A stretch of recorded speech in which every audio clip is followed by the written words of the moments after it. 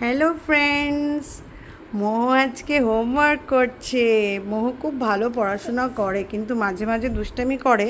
আজকে মোহর পড়ার একদম ইচ্ছে ছিল না, কিন্তু মোহ তারপরে ডিসাইড করলো যে না, পড়তেই হবে। এবার মোহর হ্যান্ডরাইটিং আস্তে আস্তে চেঞ্জ হচ্ছে। মোহ এখানে 1 2 3 এরকম লিখেছে। মোহ কিন্তু পড়াশোনায় খুব ভালো। হ্যাঁ, এটা কি লিখেছো? এসটা ঠিক করতে হতো একটু। তো মোহ ট্রাই করে ভালো করার জন্য, কারণ মোহ খুব ভালো ছেলে।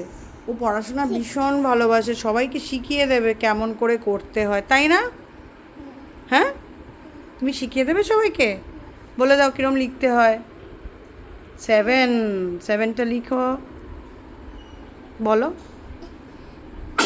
ও, গড ব্লেস ইউ। ঠিক আছে, 7টা কীভাবে লিখতে হয় বলো।